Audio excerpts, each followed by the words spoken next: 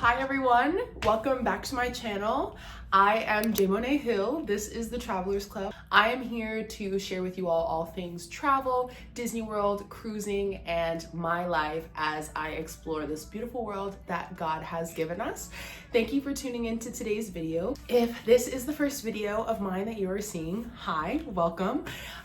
If you are returning from another video, it's good to see you again. I am so excited for today's video. I hope that you all have been enjoying the MSC World America videos that have been coming out every week. It has been so much fun to relive that trip, to edit those videos, to share them with you all, to hear your feedback, to talk to you all about my vacation. And before even all of that, it was a beautiful vacation. And I'm here today because I want to do a full sit-down review. I'm going to talk to you all about my experience. We're going to talk costs, we're going to talk food, we're going to talk itinerary, we're going to talk the ship, we're going to talk all things MSC World America. If you're excited for today's video, definitely give this video a thumbs up.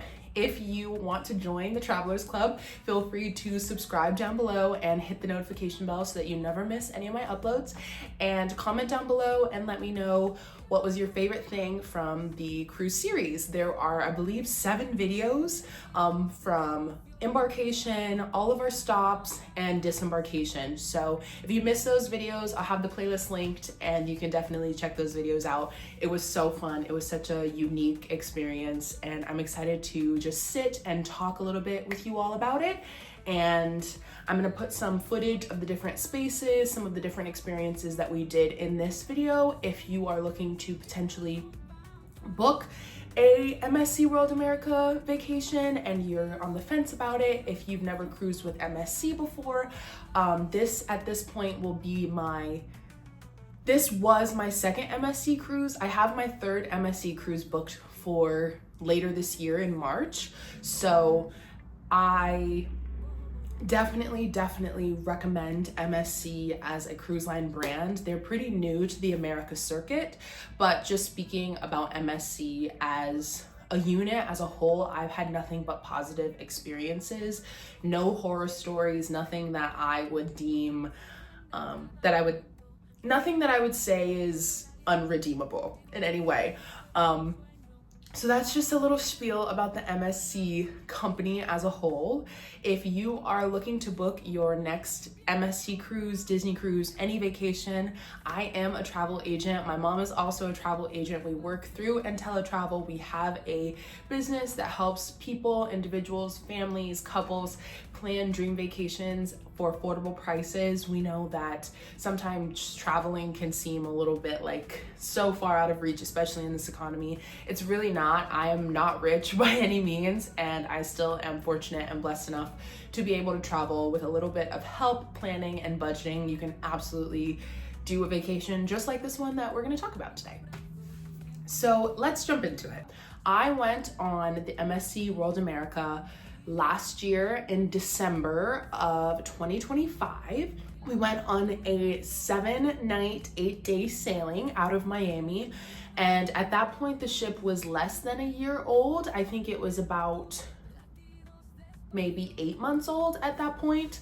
So it was very brand new. The ship had maybe done 20 or 30 sailings at that point because most of their sailings have been between 5 and 7 days. So very new, very fresh, hot off the presses.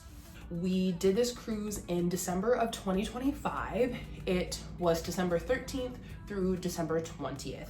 So today I'm going to take you through a full review of our experiences. I got some notes and feedback from my friends who went with me on this trip, and I have all those things compiled and we're just gonna kind of talk through. Our rating system is going to be out of 10. So I'm going to rate each category whatever out of 10, and then at the end, the entire cruise ship will get a rating out of 10. I have my computer here to help me stay on track.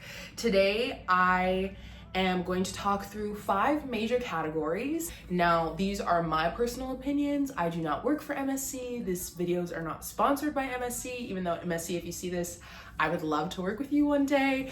But these videos are not sponsored. So these are my unfiltered opinions. So the 5 categories that we're gonna go through are going to be food, ship layout, the port itinerary, service and hospitality, and the cost. And then I'm gonna give you an overall rating, and then once again, just give you an overview.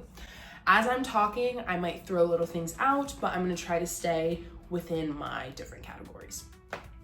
So starting with the food, I overall thought that the food on the MSC World America was pretty good. I think when you go on cruises, you have your certain expectations of, okay, the buffet, if you have a preference towards the buffet or towards specialty dining or towards your sit-down dining, you might have preconceived notions about those different things. I'm gonna break this down into the different things that we experienced. So we did do specialty dining. We bought a specialty dining package that was 4 specialty dinings, and then we'll get into the cost of all of this later in the cost section. But we did 4 specialty dinings in a package, and then we did add on a specialty dining to go to the sushi restaurant. So the specialty dining that we ate at was teppanyaki, Italy. I ate at Paxos, we ate at Butcher's Cut, and we ate at the sushi bar. Now, the specialty restaurants, I have to say, were top tier. I think that the food was good quality. I think that it was delicious. I think that overall, I didn't really have any major complaints. I think some of the notes that I did have were just things that kind of fall by the wayside when you're cooking food for thousands of people on a cruise ship. A lot of our food needed salt. I just felt like there were good flavors, but flavors can be built and built and built, but if there's no salt, like your body physically cannot activate those flavors. So once we added salt to a lot of stuff, the flavors like were really jumping out, and I felt like salt and pepper definitely just like elevated a lot of the stuff. Simply just because you needed something for your taste buds to like hold on to. Paxos was my favorite. Paxos was the Greek restaurant that is on the promenade. I got lamb chops while I was there. I thought that it was the most out of the box. It's something that I've never seen before on a ship, is like a Greek restaurant. So I really enjoyed my Paxos experience. Their ship has the first Italy at sea. Being based in New York, we have Eataly's all over New York City, and the fact that there was an Eataly on our cruise ship was kind of kooky. It was awesome. It was a great experience. That was definitely another one of our top dining experiences, was Eataly. If you go to Eataly, get the tiramisu. That's all I have to say. I don't care if you don't like coffee. I don't care if you don't like tiramisu. It's delicious. If I had to rate our specialty dining experiences, I would probably rate them as follows. For me, it would be Paxos, Italy, teppanyaki, sushi, then Butcher's Cut. And teppanyaki and sushi might switch, but I know that's kind of surprising. Butcher's Cut is like their steakhouse. Teppanyaki is their kind of Japanese steakhouse. Butcher's Cut kind of fell flat for me. It was just kind of okay. It was a decent steak. It was a decent set of lamb chops, but nothing that like blew me away. I did have carpaccio while I was there. It was pretty good. And the bread was really good at Butcher's Cut, but I don't know. People say Butcher's Cut is the best, but if I had to pick one to leave off the list, it probably would be Butcher's Cut. My friends did have the note that they did not feel like the Japanese steakhouse was as standout as I recommended. Like I said, this was my second MSC cruise.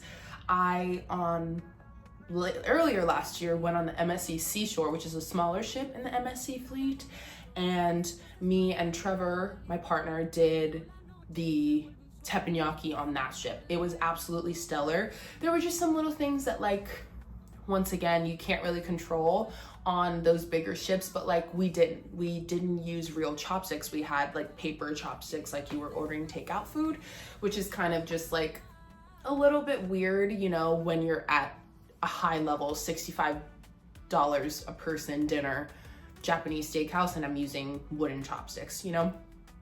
Some other things were like the prefix menu at teppanyaki was not very flexible. So my friend, we went there for his birthday, he doesn't like fish, and we had eaten steak at every single specialty restaurant, so he wanted to like maybe get shrimp or get chicken, and the prefix menus didn't really allow for that flexibility. So that's also something to think of when you're looking at specialty restaurants. Now, moving into the other included restaurants, I'm gonna kind of go through this kind of quickly. The buffets, I thought it was some of the best buffet food I've ever had on a cruise ship. I know people have reviews of MSC that say that their buffet food is really bad. I completely disagree. I think that the buffet food was actually pretty stellar. They had a wide range of cuisines. They had Chinese, Japanese, Greek food, pasta dishes, Indian food, American food. The breakfast buffet had a wide range of fruits. They always had cheese and crackers and meat and charcuterie. So it was a really positive experience buffet wise for me. Next, we're going to get into our sit down included dining room. Now, one thing I will say before I get into my review of the sit down dining room, we booked a 5:30 early dining reservation for our pre-chosen dinner time. When you book your cruise, you get to choose the dinner time early, evening, or later seating. We chose an earlier seating. If we were ever to do a cruise again with the same group that we went with, we would not choose the earlier seating. We did not make it to our early seating a single time, which is kind of embarrassing, but we didn't go to our assigned table at dinner a single time. We ate at the specialty restaurants 5 different times, and between doing all of the stuff that was on the boat, getting off of the boat, getting back on, specialty dining, all this different stuff, we didn't go to our normal dining at all because we had something else planned, or we ended up getting a different time. So maybe that affected our experience. With that being said, the included dining for the cruise ship was not great. It wasn't great. It wasn't great. And I say that as someone who, half of my parents are chefs, are very they need their food hot. We need our food to be dynamic, flavorful, the best food we've ever had. And if it's not that, we aren't fans of it. And then half of my family and my parents are like, you eat to survive. Is the food decent? So I come from a very mixed background of how to look at cruise food and how to look at food when you're eating out in general. The seated dining, it fell flat. I'll insert some of the clips. We had steak with chimichurri. The chimichurri was just kind of like oniony. It wasn't herbaceous at all. We had some decent, entrees. The fish was just kind of okay. Once again, kind of needed salt. The steaks were just not great. The pasta was undercooked. Some of these things, like I said, you're cooking food for thousands of people on a cruise ship, so we understand how some of this falls flat. But for those people who aren't fortunate enough to pay for the, additional dining, I can see how their experience would be affected by that. One thing I will say about the included dining room, the grandma's chocolate cake, I don't know whose grandma. I want her to be my grandma. I need to add you onto the list of grandparents that I have. Grandma's chocolate cake.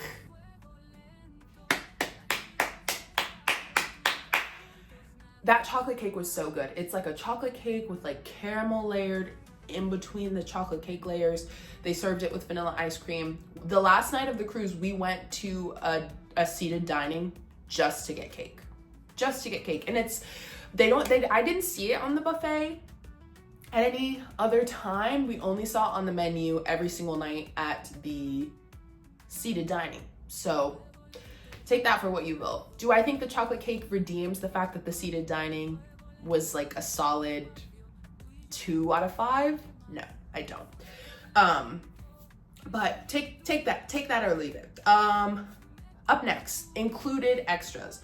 So one thing I really liked about the ship is they had a lot of included extras, okay? They had this place called Pizza and Burger, which was like this like sans, like, it was like basically a buffet in the center of the ship, but they had pizza, they had burgers, chicken fingers, hot wings, chicken sandwiches, they had desserts, ice cream, and it was a good place like after dancing at the club or going to see a show. If you don't want to go all the way upstairs to the buffet, they had Pizza and Burger. And I'm pretty sure that late at night when the actual buffet closed, this was the supplemental buffet, and it stayed open till like 1 or 2 in the morning. Pizza and Burger, like I said, the buffets were amazing. Pizza and Burger was one of our favorite spots the entire time. Also on the ship, there was a cotton candy and a popcorn station that was on the promenade that was completely included. And upstairs on the 18th deck near the slides and the adventure trail, there was a snack shop that had empanadas, mini like corn dog type things. They had cookies. They had, I feel like they had something else. Like just like snack foods, which was also included. So I thought that that was really cool that there were different things around the ship that on other experiences, other cruise lines, you might have to pay for those things, and you could just walk up and grab it, order as much as you like, try different things. And it was really cool that that was included. There were some paid extras and different restaurants that were extra. So they did have a sports bar that was on the promenade that you had to pay for. They apparently had, we didn't get to try it, but they had like fried pickles, mozzarella sticks, hot wings, and different things like that that you could buy. The hot wings at Pizza and Burger were just as good, as I can only assume it's on the same ship, and they were included. So that's something that we didn't get to personally experience, but it is an option. They had a milkshake bar that's also on the promenade. They have ice cream. They make specialty milkshakes, ice cream bars. That was an extra cost. We didn't get to eat there either, but we went inside and I have some footage for you all. There was also a gelato shop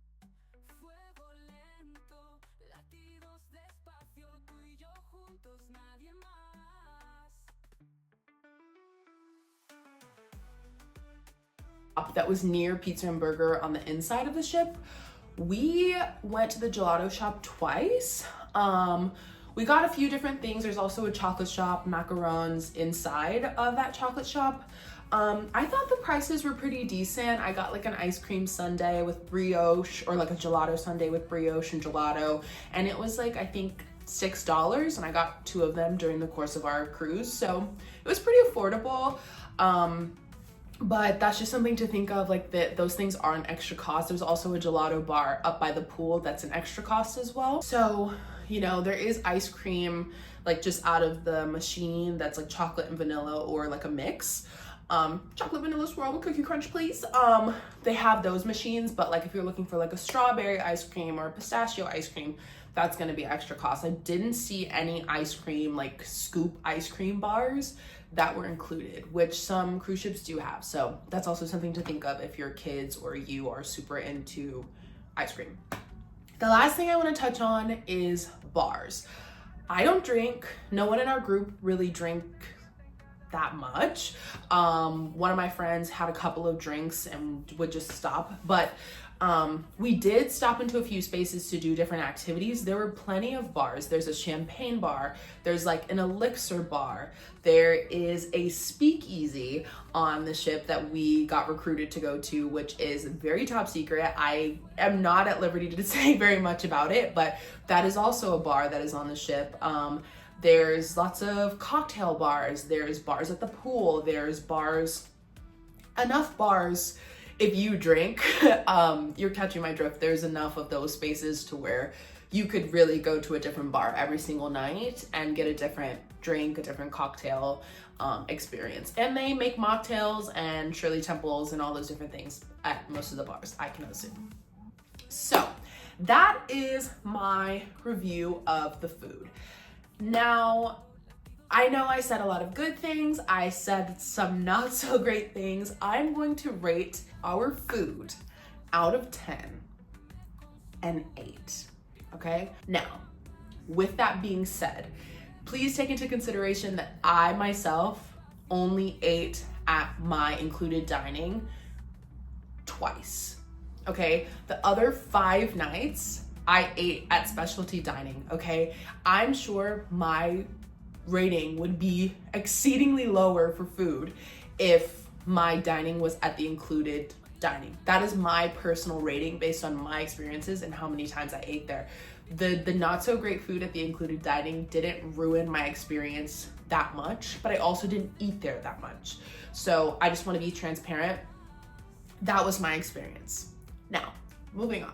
Let's move into the ship layout. And when I say the cruise, I mean the entire experience from start to finish. The ship was gorgeous. She was gorgeous. She was beauty. She is beauty. She is grace. She is Miss United States. She was gorgeous. She was gorgeous. One of the biggest things that we noticed right off the bat, she was spotless. She was clean. Everything was brand new. They were constantly painting. They were constantly cleaning. They were constantly keeping her fresh. And I mean, I don't expect much less. Like I said, the ship is less than a year old. It's one of their newest, biggest ships. It was beautiful. The terminal was beautiful. They have a brand new MSC terminal in Miami. Absolutely spanking brand new, beautiful. The ship overall, absolutely gorgeous. Let's get into these categories. Like I said before, bars, plenty of bars, club spaces. The club spaces were dynamic. I don't know what I expected from the club spaces. They had the panorama lounge that during the daytime you could go out into the back and you could see the ocean that you were traversing through. At night, it turned into a dance club. They had shows there. It was absolutely spectacular. Okay, I'm gonna include kind of the activities and the entertainment into the ship layout because I don't know, for me, when you pick a ship, you pick the entertainment, you pick the show, you pick the slides and all that different stuff. So I don't know if I said this before, but entertainment is going to be included in the ship. The shops. There were a couple shops on board. They had like a ladies shop, they had a watch shop, of course, jewelry shops. I ended up getting this ring here actually for myself on that cruise that we went on. They had a Swarovski store. They had a bunch of fragrances, skincare, alcohol, cigars. I thought that there was a decent amount of shops. This was my first time ever making a purchase at the shops on the cruise ship. So if that's something that's super important to you, you can kind of decide if that's too much or not enough shops. But I thought it was a pretty decent amount of places to kind of, get gifts and gabs on the ship. Activities. I thought that the activities were very wide-ranging. They had karaoke, they had guess the song, they had bingo, they had different informational seminars, they had comedy shows. My only note about some of the activities is that I felt like there weren't very many opportunities to do the things. So once again, we were on a 7-night cruise. There was a comedy show 3 of the 7 nights. And there were, I think, 3 shows each night, so 9. But once again, there's this ship with 6,000 people and the capacity for the show is like 40 people. So we didn't get to see the comedy show because it was packed out and they were like, oh, we have standing room only. And I'm like, I don't really want to stand. They had some great shows. They had the show called Cinesonic, which was like, it took you through the greatest music, like great music through some of the greatest like movies of all time. They had this show that was like a Queen symphonic show that went through the music of the band Queen. They had a circus show. They had a love and marriage show. They had, what was the other show we did? They had magic shows. The magic shows were pretty cool. I enjoyed the magic shows a lot. There was one other show that we saw that I wanted to say something about. What was it? Oh, they had Dirty Dancing. Dirty Dancing was like their musical. thing about Dirty Dancing was they only had it the first 2 nights, and then that was it. So we were gonna go the second night. We ended up going to the Speakeasy. Well, we missed our opportunity to go to see Dirty Dancing. Also, going to the Speakeasy is a super unique experience. That's also kind of included into like the ship. So it was kind of like a toss-up. I don't regret going to the Speakeasy, but that's just something to think about when you're planning like your trip. The top decks. The top decks I thought were very well laid out. There were 3 slides, no, 4 slides actually on our ship. They had a drop slide that where like the floor like drops out from under you. I loved that one. They had twin racers where you like race against someone else. And then they had a virtual reality slide that was like in a tube. Okay. I'm gonna put it all out there. Why have a virtual reality slide if not everybody can do the virtual reality? You have a ship with 6,000 people. Why are there only 12 headsets? I know they're expensive. Don't make a virtual reality slide if you can't fork out the money for that. And I know that's me. I'm saying that as a consumer and not as like the owner of a cruise ship and like calculating all those things, but like, you would get to the front of the line after waiting for 30 minutes and they wouldn't have any headsets. And it's like, oh, you waited in line for the virtual reality slide. It's just a slide.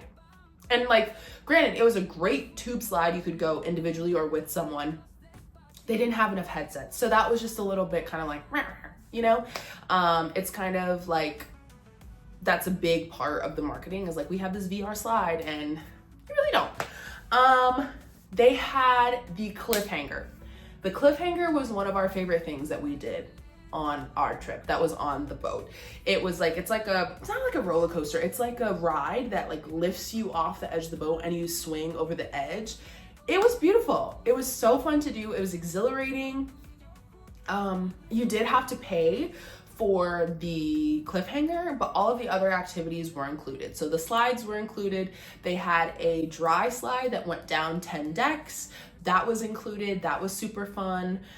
They also had an adventure trail that was included. That was also very fun. One of my kind of gripes with the top decks was that a lot of the times things were shut down. I understand things being shut down for safety. I understand things being shut down because it's too hot, it's too windy. I keep us safe. I love that. I think my gripe was if you made a reservation, let's say for 10:30, you show up at 10:30, it's closed. There was no system to kind of like rebook you. So it was closed when you're here now. They tell you come back and check when it's open.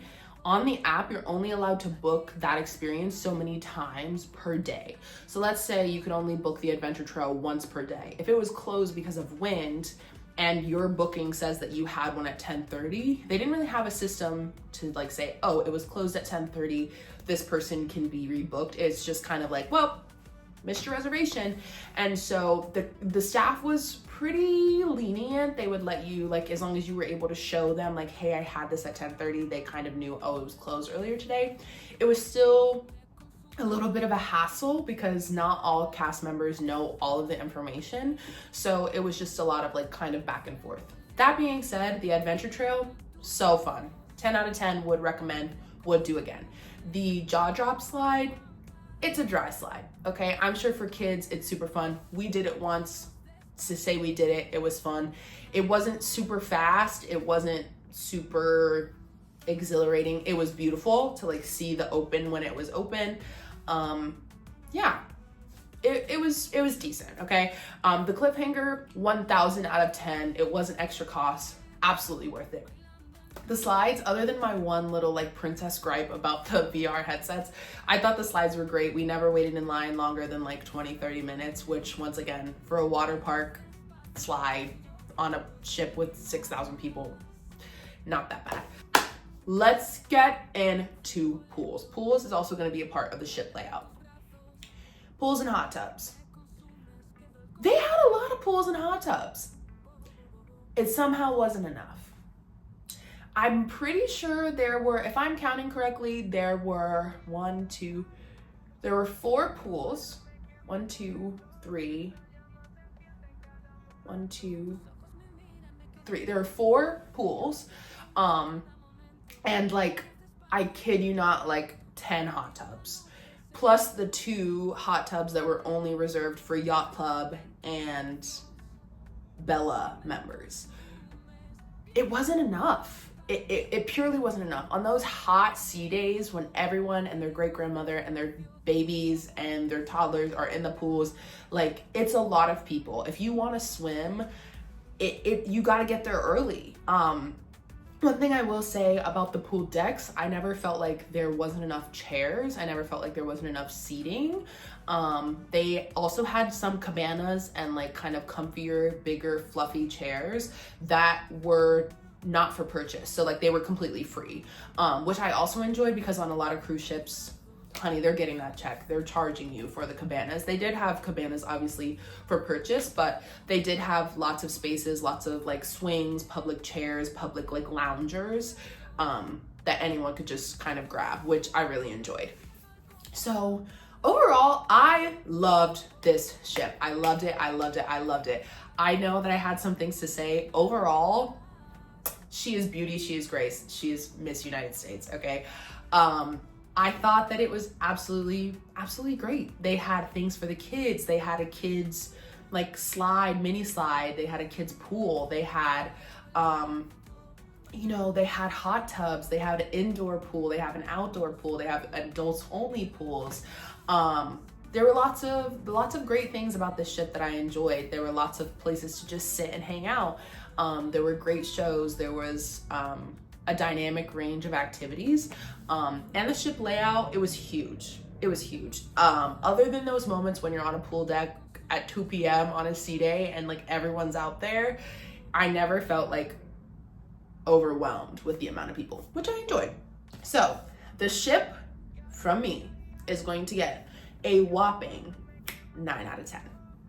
I liked it. I enjoyed it. I had a few gripes, but overall, a solid 9 out of 10 for the ship's layout, and the ship activities. Next up, we have the port itinerary. Now, this is going to be a little bit of a shorter segment.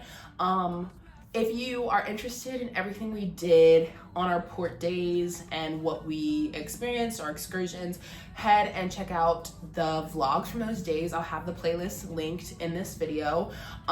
We went to Puerto Plata, Dominican Republic, San Juan, Puerto Rico, and Ocean Cay, Bahamas. And that is MSC's private island. I thought the itinerary was great. We had 3 sea days and we had 3 stops.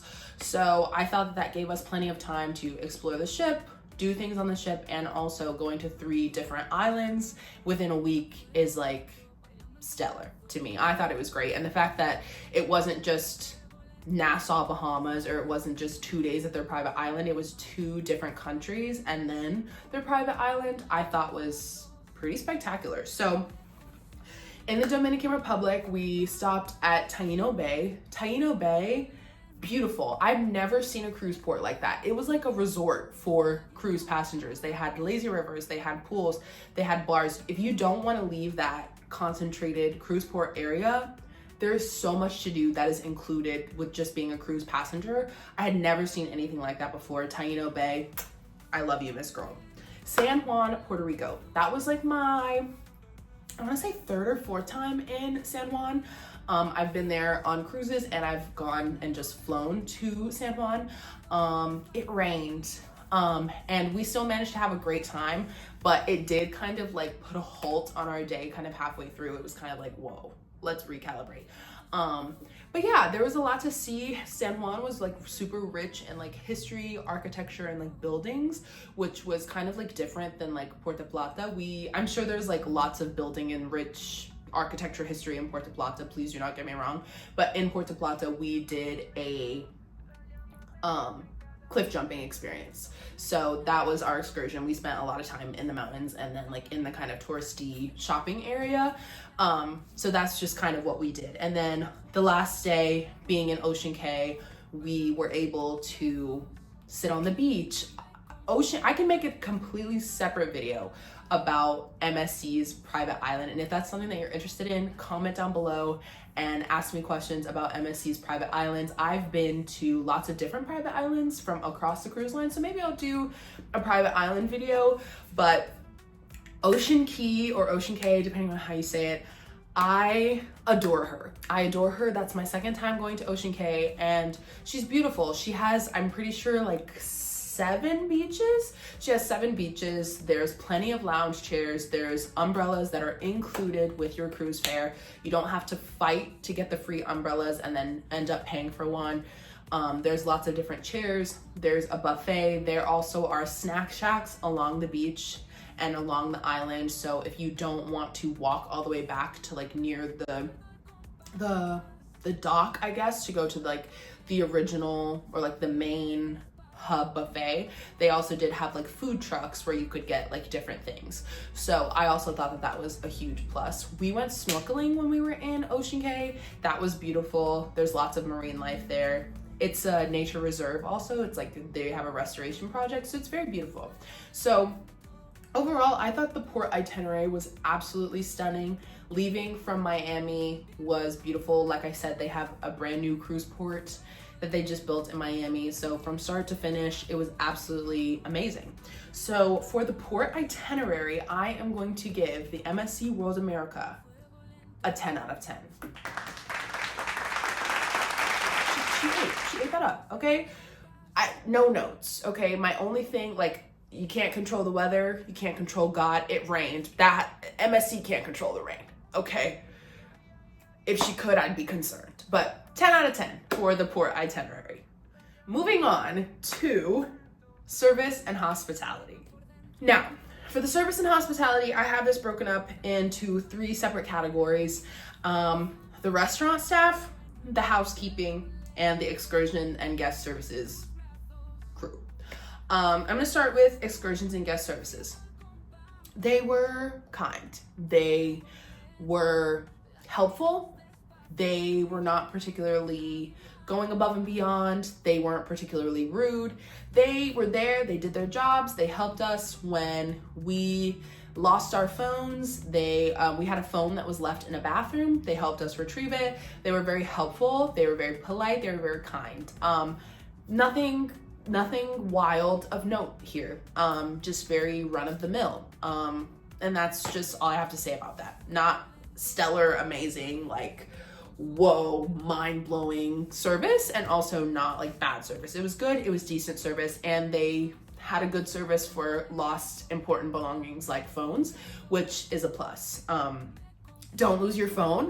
Don't leave your phone in a bathroom. But if you do, on the MSC World America, they have a system, okay? The restaurant staff. Let me back up. I have been on probably like 20, that might be an exaggeration, more than 10 cruises in my life. Might be 20. I've been around the way on cruises, okay? I have never experienced such, what's the word? Lackluster experience with restaurant staff. Let me tell you why. You could tell that the restaurant staff made commissions off of upselling. So when you sit down, they're there to upsell you from a regular dining to the supreme dining at your sit down dining. They're there to upgrade you to a drink package. They're there to sell you that bottle of wine at your specialty dining. I don't have a problem with that. Make your money, you know what I'm saying? If you get paid commission, work the table, sell me the bottle of wine, okay? Where our kind of issue with the service kind of came in with the restaurant staff is once they kind of realized that you weren't buying into their upselling, it kind of just fell flat. They went from being these very personable, very interested in you and what you're interested in kind of clientele wise to being very like, okay, and what do you need? And some of that, it is a European cruise line. I understand that service in America is different than services every other country. Like not every other place is going to be like at your beck and call. They're not, it's very different than American culture. But to kind of see that visceral switch from, oh my gosh, like we have this deal, like we're super excited, like we could sell you this, we can give you 15% off, we can do this, like what are you interested in? And they're like, no, I think I'm okay, to kind of go to like, okay, thanks. And it was kind of like, it kind of made us feel, one, pressured into like buying these upgrades that we didn't really want or didn't really need, because we already had dining packages. We don't really drink, we're not going to get a drink package. But also, like, you want to connect with your staff, you want to connect with your waiters, you want to connect with your waitresses, and for them to just kind of lose that little bit of personality as soon as they realize that you're not going to buy anything extra kind of put a damper on the experience, because it's like, well, girl, I already paid to be here. You're not happy to see me, girl. I'm happy to see you. So that was our one note about the restaurant staff. Once again, nobody was rude. Nobody was unkind. Nobody was, you know, not helpful. It was just one of those things of like, we noticed that consistently across the board, specialty restaurants, regular dining, bars, the sushi restaurant, like everywhere we went, somebody was trying to sell you something. And if you didn't buy what they were selling, they weren't happy about it. Which, once again, like, if that's how they make their money, then I completely understand that little bit of twinge. And also, you are there to like be with us in that way. And so it was just a little bit of a kind of like, oh, kind of a bummer in that way. Housekeeping. I think the MSC housekeeping staff actually did a really good job. We got a birthday cake for Marcus on his birthday. They brought the cake back to our rooms. They sent it to the wrong room. Not a big deal. I ended up, if you watch the vlogs, I walked it from my room to their room. I had like a weird, I guess, location for my room. And I guess the boys did too. We never really saw our attendant. On my first MSC cruise, I saw and got to know our room attendant like on a first name basis, and he was so helpful. Like if we broke a bottle of cologne actually in the bathroom, and we were expecting it to be there for like hours. We left it and like came back and expected it to still be there, because you know, you don't expect them to like clean it up instantly. It was cleaned up. So the staff is really, really on it from my past experiences. It's not that they weren't on it on this cruise. Like I requested face towels and an extra floor mat for the bathroom. It was always in there. They always made sure that I had it. It was just one of those things of like, I kind of wanted to see them a little bit more. I don't know if that's bougie. I don't know if that's me doing the most, but I just kind of they set that precedent on my first cruise, and then I didn't really get this on this cruise. But also, it's a mega ship. There's so many rooms, so I can't really like fault them for that. But also, I had to leave them a note to ask for towels. I didn't get to see him and ask him face to face for towels. He introduced himself the first day and said, "Hey, I'm your attendant. You're this room. I probably won't see you much." That I will say, he did tell me that. He said, "You probably won't see me much because all of my rooms are like in a different area. But if you need anything, leave me a note." And it's like, I will do that. I empathize with you. You have a room that's completely on the other side of the ship, and why they put him in that position? Like why put him in that predicament to kind of leave me, if I need something, having to write a note and like hope that he sees it, and then also put your staff in this situation where they have to like run to the other side of the ship to do 1 or 2 rooms. I don't know, it was a little weird. Overall, I would rate the staff and the service and the hospitality a 7 out of 10. I know that seems like a harsh rating. Like I said, it wasn't bad. It wasn't awful. No one was rude.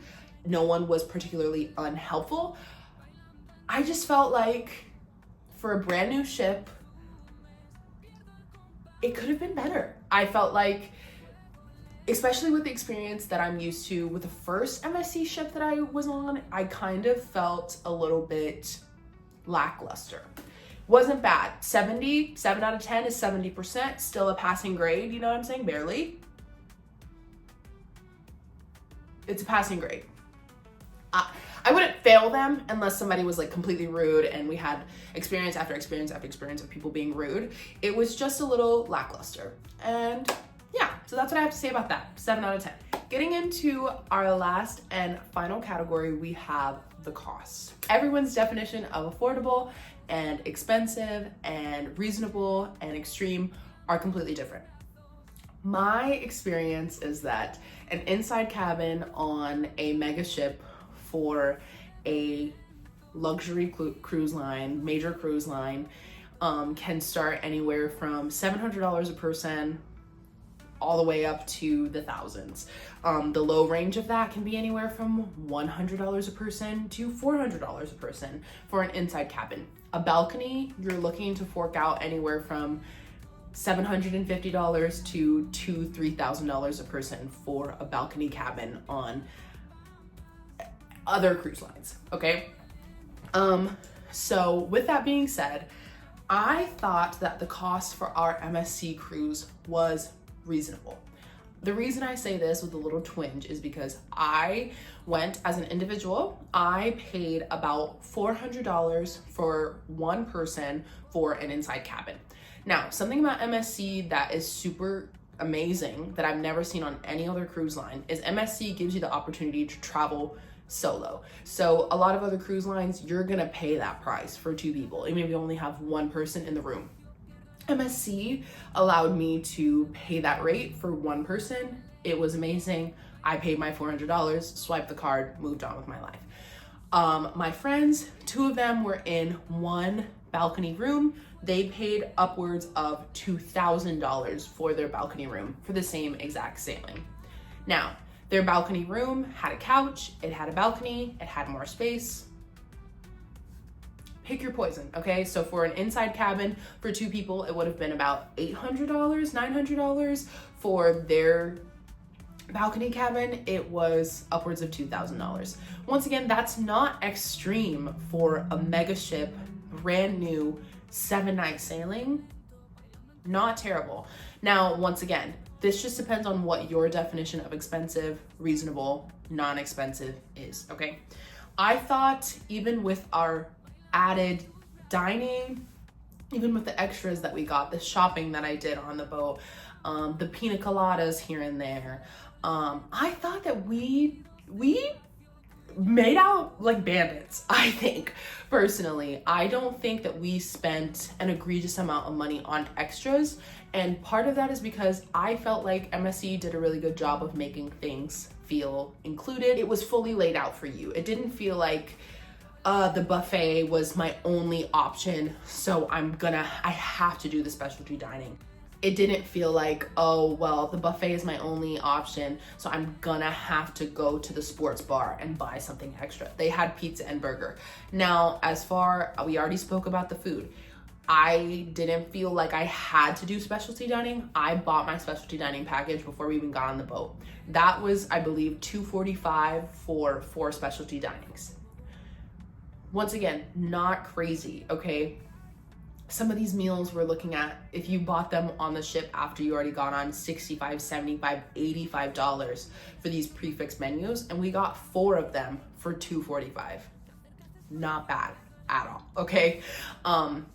There was the different things were included, like the adventure trail and different things like that. I've seen on ships where you have to pay out of pocket to do the adventure trail. You know, even the gelato shops, we paid extra. It wasn't like I was paying $15 for an ice cream sundae, you know what I'm saying? So I do feel like the cost of things were pretty reasonable. I was able to go on this cruise and then go on a cruise immediately right after, because the cost was so effective. I feel like I was able to still enjoy my time in the ports, to shop in the ports, buy extra excursions, to, you know, buy a pina colada here or there, buy a souvenir for my friends and family, because I didn't feel like I was being nickeled and dimed on every single thing on the ship to enjoy my experience on the ship. Now, once again, that does not mean that people are not selling you things, okay? If you buy every single thing that somebody tries to sell you, you can spend a lot of money. It's like most experiences. If you want to spend money and you buy every single thing, you will spend the money. But like I said, I feel like we made out pretty well. Our cruise fares was reasonable. All the extras that we bought, I feel like they were reasonably priced. And I felt like the price overall, I think we did pretty good. My rating for the cost overall was an 8 out of 10. Now, you might be saying, 8 out of 10? You said that you made out like bandits. Yes, I think that it is a little, just on the cruise fare side, I think that having the same sailing, having one passenger pay $400 for a 7-day sailing, and you have another passenger paying over $1,000 for their sailing, paying almost triple, is kind of like, whoa. That puts it into perspective of like, okay, that's a little bit of a big gap. But then I'm like, you had a balcony room. So I understand the difference there, and I understand it's Christmas time. They have to make their money somehow, but that was just a little bit kind of like a, kind of thing. So I am going to rate it probably like an 8. Maybe I'll be kind and say like an 8.5. I'm gonna stick with it. I'm gonna say 8 out of 10, just because earlier this year, I went on a smaller ship and I paid less than $1,000 for 2 people to go in a balcony room on MSC. So I just think that it's a new ship. I understand it. I feel like they could have done a little bit more to help the people on the higher end, or bump the people up on the lower end so that it feels a little bit more fair. And that's coming from me. I paid less, but I just felt like when I saw the cost of my room, I was like, no way. So I can just see how, if you're choosing between, you know, booking an inside cabin or a balcony cabin, that jump in price is kind of like, whoa, this just went from $1,000 vacation to like a $3,000 vacation. That's my opinion. So there you go. Getting down to my final overview. Overall, I have to admit, like I was saying, I've been on at least 10, 15 cruises in my lifetime. This was probably one of the best cruises I've been on in my adult life. I enjoyed it a lot. It was my best friend's birthday. We went to places I had never been before. The ship was beautiful. We ate great food. We took dance classes. We hung over the edge of the boat and like watched the sunset. It was an amazing cruise. With that being said, overall, I am going to give this cruise a rating of, drumroll please. I am going to give this cruise a 9 out of 10. I have my notes. I have, you know, the things that I didn't enjoy. I had the things that I did enjoy. But I thought overall, I had a good experience. I would go on this cruise ship again. I don't know if I would pay thousands and thousands of dollars to go a second time. I think for your first experience, if you're wondering if you should cut that check, I definitely would recommend it. I also do think that you could probably find a similar experience on a different ship through MSC or a different cruise line and have a similar awesome experience. So that is my review of the MSC World America. Thank you so much for watching this video. I know it was a longer video. I appreciate you sticking with me. If you made it to the end of this video, comment down below something about this ship that surprised you. And let me know what you're looking forward to in my next series, if you're looking forward to more cruise videos, more Disney videos. And as always, if you want to join the family, subscribe down below, like this video to let me know that you enjoyed it, and hit the notification bell so that you never miss any of my uploads. Thank you so much for watching this video. It has been amazing to be with you, and until next time, God bless you. Bye. Fuego lento, latidos despacio, tú y yo juntos, nadie más.